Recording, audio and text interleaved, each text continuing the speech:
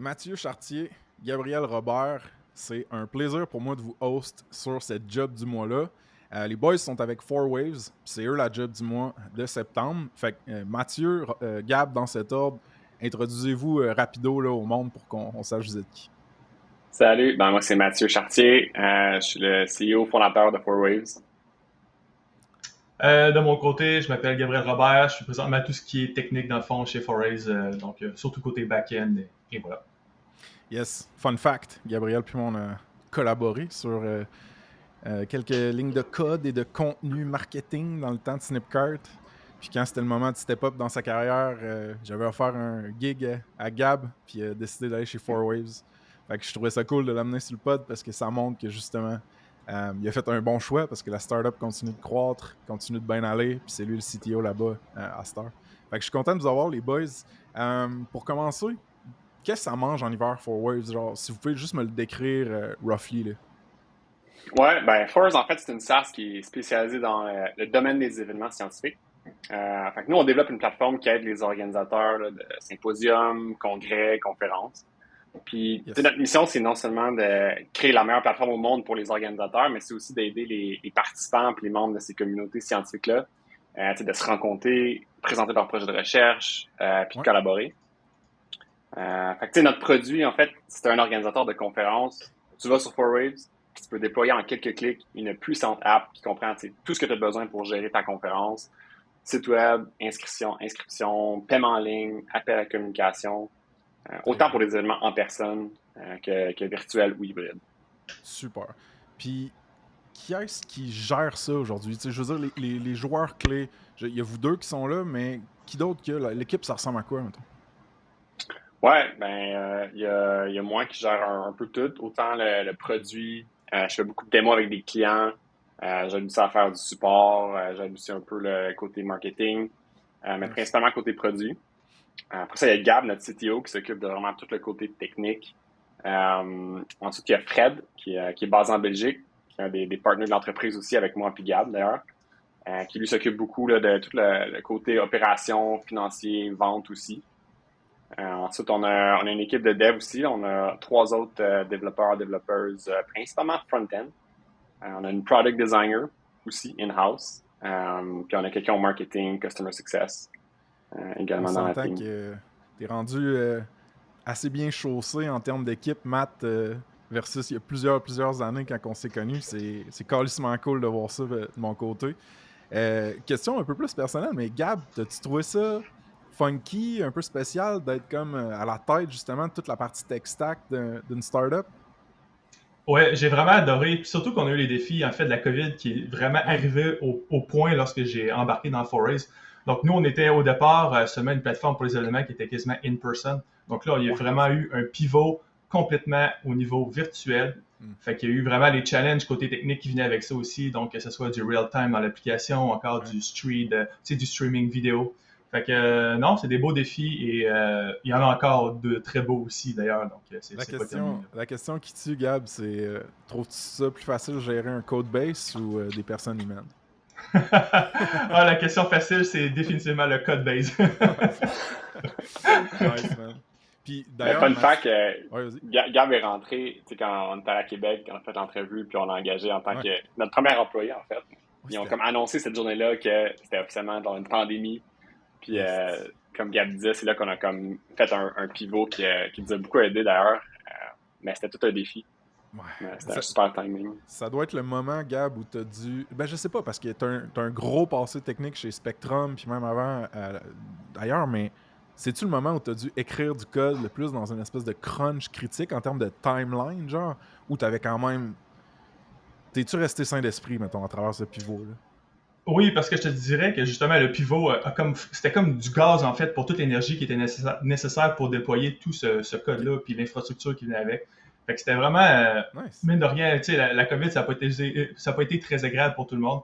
Mais d'un point de vue technique, de notre côté, j'ai vraiment eu tu sais, j'ai de très bons souvenirs par rapport à ça. Là. C'est hot, définitivement. J'aime ça. On vient de faire un refactor, en fait. On est en train de faire un refactor, puis comme Gab disait, ça a comme accéléré un peu la sortie de cette nouvelle version-là. OK, fait qu'il y avait déjà une main dans Poutine quand cette espèce d'impératif-là de « Wow, le landscape de l'événementiel est en train de changer. pour mes users, qu'est-ce que je fais. Genre, c'était... Les portes étaient déjà ouvertes. Puis d'ailleurs, si le monde veut en apprendre plus sur l'histoire de 4Waves, de Mathieu, il est venu sur le podcast. Ça se passe sur l'épisode 14, si je ne m'abuse. Et puis, on a une super belle convo là, fait qu'on mettra ça dans les notes aussi. Là.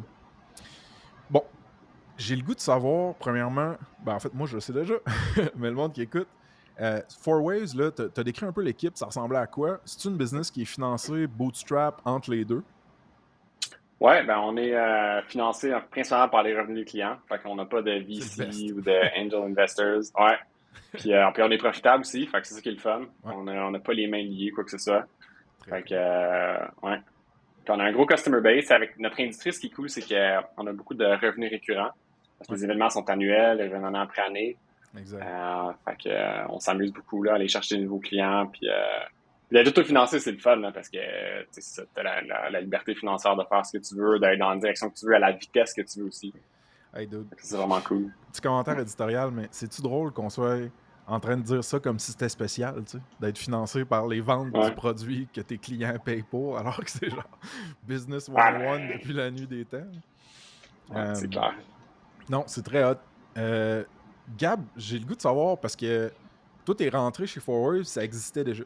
Mathieu, lui, il a ses propres biais par rapport à la compagnie qui a buildé. Il est là depuis le début, right? C'est le fondateur. Fait que moi, ce que je veux te demander, Gab, c'est du côté de ton point de vue, c'est comment travailler chez 4Waves d'un point de vue vraiment job technique pour commencer. Fait que tu sais, le day-to-day, ça ressemble à quoi? Qu'est-ce qui est agréable en fait chez 4Waves, c'est qu'on a vraiment du ownership sur à peu près tout ce qu'on fait et qu'on peut choisir les solutions qu'on veut adapter aux problèmes qu'on a.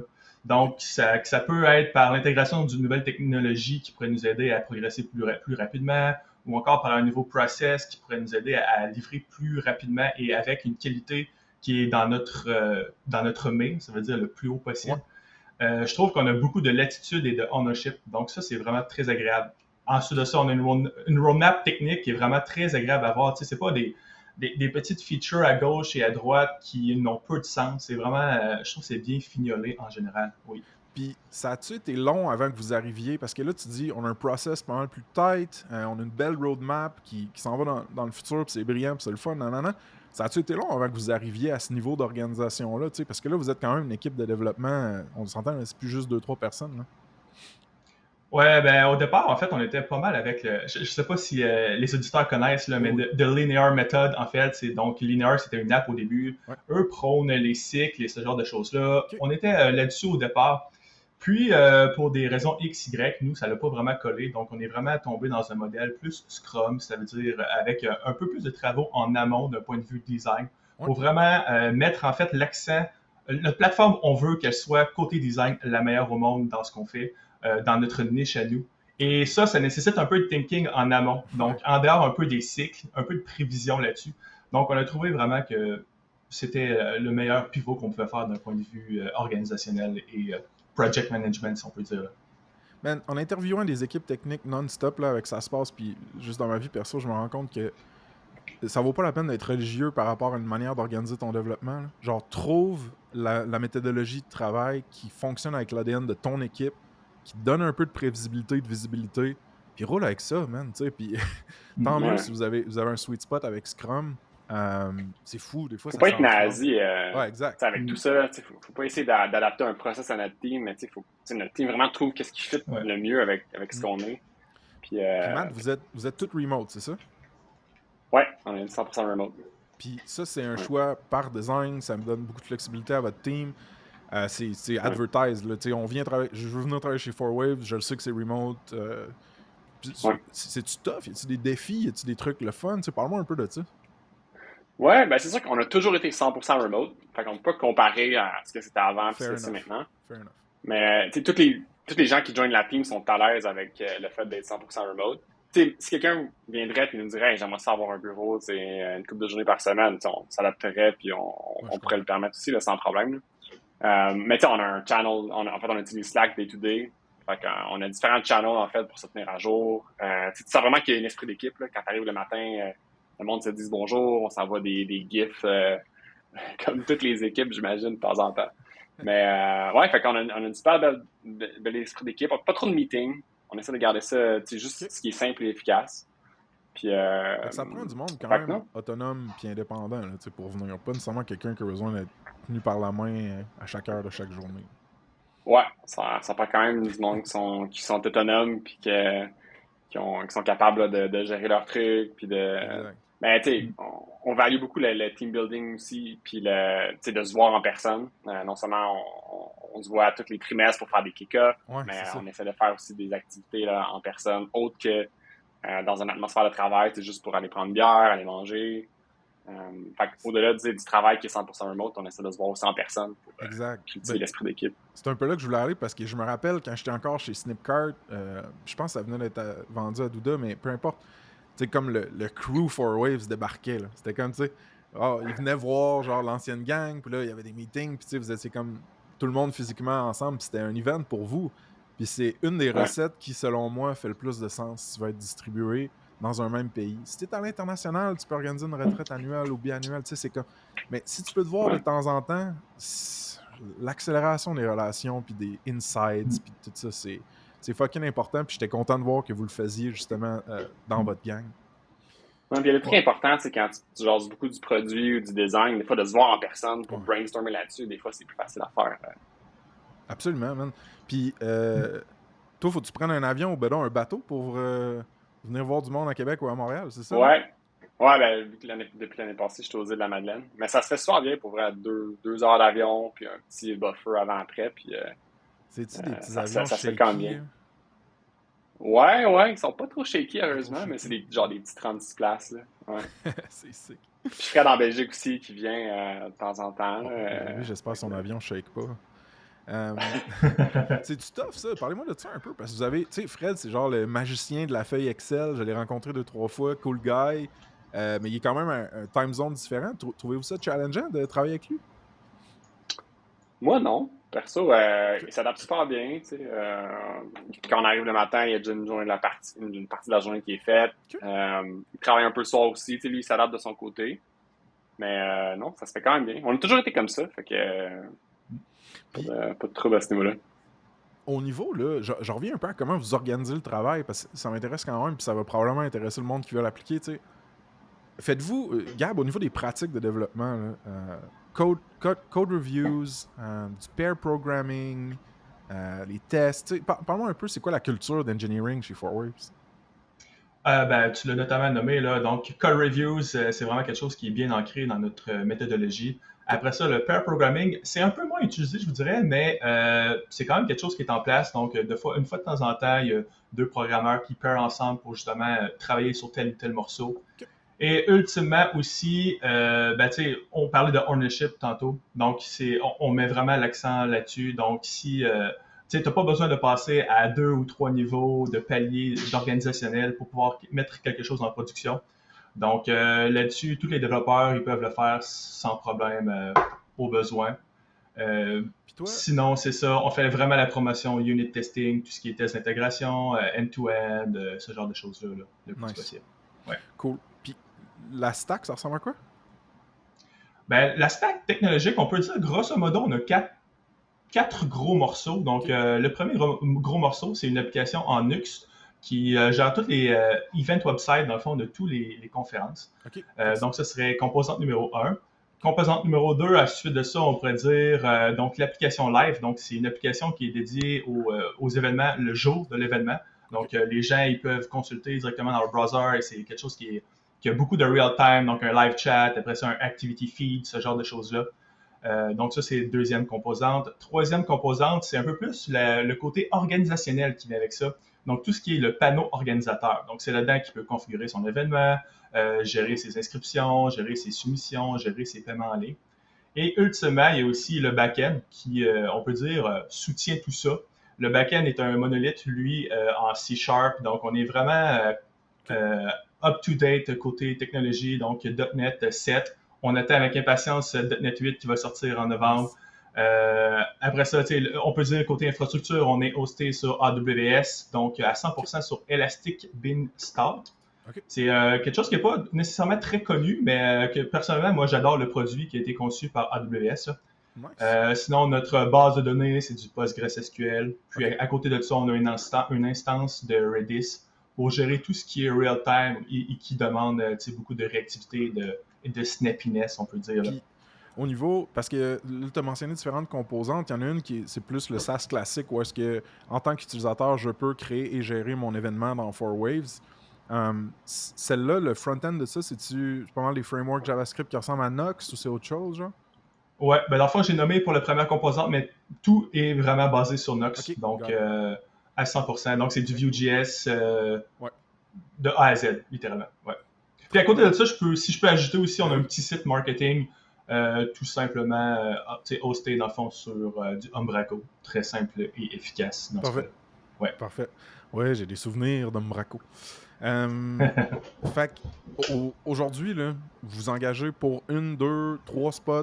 Dites-nous qui que vous avez le goût d'engager, puis on va creuser là-dedans un peu. Ouais, ben on cherche un dev back-end principalement. OK, super. S'il y a un dev full stack aussi, qui a une expertise plus full stack, c'est welcome aussi, tant qu'il y a une bonne expertise back-end. Super.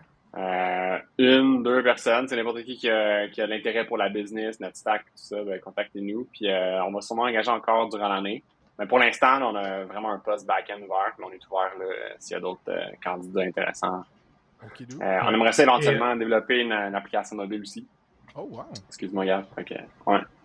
C'est quelqu'un qui a de l'expertise là-dedans. On est bien ouvert. Ouais, puis j'aimerais ajouter, dans le fond, que la personne back-end, on aimerait quelqu'un qui aime aussi, en fait, qui a de l'intérêt pour tout ce qui est infrastructure. Donc, on a quand même des défis en termes événementiels parce que, nous, il y a des journées, par exemple, que la plateforme, c'est un peu plus relax et que le lendemain, il y a 2000 personnes qui se connectent one-shot sur notre plateforme et qui l'utilisent avec des features qui sont du real-time. Donc, il n'y a pas beaucoup de caching en place ou ce genre de choses-là. Donc, ça nous prend une infrastructure qui est assez élastique et ça, c'est encore des défis qu'on veut améliorer de notre côté. Très cool. Donc, la personne back-end va aussi avoir à travailler en fait sur tout ce qui est infrastructure, tout ce qui est hosting, tout ce qui est un peu la scalability de la plateforme qui vient avec ces challenges. Donc, ça ne sera pas juste de programmer, par exemple, du C# dans le day-to-day. Ça, c'est clair. Parfait. Très, très belle précision. Est-ce que vous avez un niveau de seniorité en tête, junior, intermédiaire, senior, God mode, ou vous êtes où là, dans votre tête? Ben, si je peux m'avancer, je sais pas si Matt partage le même avis, mais personnellement, on veut en fait quelqu'un qui est driven, donc quelqu'un qui a l'intérêt, qui veut manger en fait de qu'est-ce qu'on a à lui offrir. Donc que ce soit un senior, un God level ou un junior, en fait, il y a beaucoup de drive. Je pense que tous les bons profils vont être adaptés pour Forest tant que le fit soit là, autant d'un côté humain que d'un côté technique. Là. Puis là, vous êtes distribué comme team, vous êtes remote, fait que votre cercle d'embauche est quand même grand. Il y a du monde. Vous êtes une team principalement francophone. Communiquez-vous beaucoup en anglais aussi ou de façon générale, c'est principalement en français à l'interne? Principalement en français à l'interne. Puis, idéalement, on cherche quelqu'un dans la région de Québec pour ce qui est du team building, pour que ce soit plus facile de se rencontrer et de builder une culture. Mais c'est sûr que s'il y a des bons profils n'importe où au Québec, on va être bien ouvert. Mais on aimerait ça que ça reste au Québec francophone. Dans le passé, on avait déjà eu du monde qui parlait en anglais, puis c'était plus difficile. Quand tu fais des meetings sur Slack, il y a une personne qui parle en anglais, qui parle pas français, puis tu es obligé de parler en anglais juste pour elle, c'est un peu weird. Ouais. Fait qu'on veut vraiment des gens au Québec, francophones, idéalement de la ville de Québec. Mais, comme Gab dit, n'importe qui est driven puis qui veut travailler pour une startup qui get shit done, ben, on est bien open. Là. Parfait. Parfait. Non, ça make sense parce que c'est des défis aussi, culturellement, au niveau du langage. Quand tu adaptes tes processus, tes meetings, je l'ai vécu aussi chez Snip, surtout après qu'on a engagé Marc, puis après qu'on a été acheté, puis c'est pas anodin. C'est assez significatif. Fait que je te comprends là-dessus. Puis cette personne-là, elle rentre n'importe quand. Êtes-vous prêt à l'accueillir à bras ouverts? Gab, as-tu un plan d'onboarding de fait? Vous en êtes où là, par rapport à l'embauche? Ouais, on a notre plan d'onboarding déjà fait. On l'a déjà rodé avec d'autres employés. Donc, c'est pas vraiment un stress de notre côté là-dessus. Très cool. La personne va être bien accueillie avec joie, respect et amicalité. On dirait qu'il y a une personne de PR en arrière qui dit amicalité, n'oublie pas. Il me tape sur l'épaule. Elle aura peut-être même droit à son propre emoji de la première journée. Très cool. Puis, on n'en a pas parlé dans le fond, mais ça fait partie de l'onboarding, mais on va offrir un portable qui est à jour, le plus récent. Donc, vraiment, la personne va être bien outillée pour faire du travail de qualité sans avoir des build times qui sont énormes à cause du hardware qui est un peu désuet. Là. Donc, ça, c'est pas un stress. Juste pour rappeler l'environnement vraiment au niveau de l'équipe de dev, il y a toi qui est CTO, il y a qui d'autre, tu sais, dans quelle unité elle va s'imbriquer, cette personne-là qui rentre chez 4Waves? Ben, on peut dire en fait que j'englobe tout ça un peu sous l'aile produit. Fait que, dans le fond, il y a moi, oui, qui est CTO, puis qui tout ce qui est back-end. Ensuite de ça, on a 3 personnes qui sont fantastiques côté front-end. Donc, on a Marie-Ève, après ça, on a Yudi, qui est quand même un peu connu de ton côté aussi. Et on a aussi VPAC, donc un nom coquet, là, c'est Vincent. Donc, ces 3-là, c'est vraiment... ouais. C'est des gens qui sont des machines du front-end, donc ils sont super compétents, super ouverts, puis ils ont aussi le petit goût de découverte. Donc, Marie-Ève, elle n'a pas peur d'ouvrir du code C# et d'aller jouer dedans, faire du code review. C'est des choses qui l'intéressent. L'équipe dans laquelle la personne va arriver, en fait, ça va être une équipe aussi qui a beaucoup de curiosité. Que je crois qu'on est vraiment une team de passionnés dans tout ce qu'on fait. C'est vraiment la passion qui nous guide là. Tu sais, aussi, il faut pas oublier notre team essaie beaucoup d'adopter le startup mindset. Ça veut dire que oui, c'est bien de vouloir tout le temps shipper la perfection, mais des fois, c'est mieux de shipper un peu plus tôt, de recevoir du feedback et après ça, de repeaufiner les choses qui sont à repeaufiner. Fait que juste, on est une équipe de get shit done, effectivement. C'est comme un peu Mathieu a dit, c'est carrément ça qu'on essaie de refaire. C'est parfait parce que... Puis avec Julie aussi, notre designer in-house qui est là depuis le mois d'avril à peu près, là, c'est une super belle addition à la team là, parce que pour shipper de quoi qui est top-notch, world class, Julie a une super bonne expérience dans quelques startups SaaS aussi. Fait que on a vu une startup scaler comme étant notre premier designer jusqu'à pas une acquisition, mais ils sont fait acquérir maintenant. C'était chez Poca. Mais ça aide beaucoup d'avoir un designer in-house qui supporte toute la team, qui check le UX. C'est vraiment nice. Hein. Très cool. Écoute, si le monde a envie d'appliquer, on va avoir dans la description de cette vidéo-là, dans toutes les show notes du podcast pendant septembre, il va y avoir un lien pour saspace.com/lajobdumois avec un S, pas de tiret. saspace.com/lajobdumois. On va aussi mettre un lien vers une page carrière de 4Waves. Si les gens veulent aller voir 4Waves, ça ressemble à quoi? C'est fourwaves.com, 4waves.com. Vous allez pouvoir voir cette coquette plateforme, comme dirait Gabriel. Et puis, les deux, je vais mettre votre email aussi, si jamais les gens veulent vous écrire. Là, mais Mathieu Chartier, Mathieu avec 2 T sur LinkedIn, Gabriel Robert sur LinkedIn. Si vous voulez les ajouter là aussi, les gars vont pouvoir répondre à vos questions. Messieurs, dernier point, dernier truc que j'aurais oublié avant qu'on wrap up. All good. Je pense que ça fait le tour. Super. Tout à fait, oui. Ben en fait, je vous souhaite du vent dans le dos, du soleil d'en face, puis ben du succès, les gars. Yes, merci François. Thanks pour l'invitation. Salut.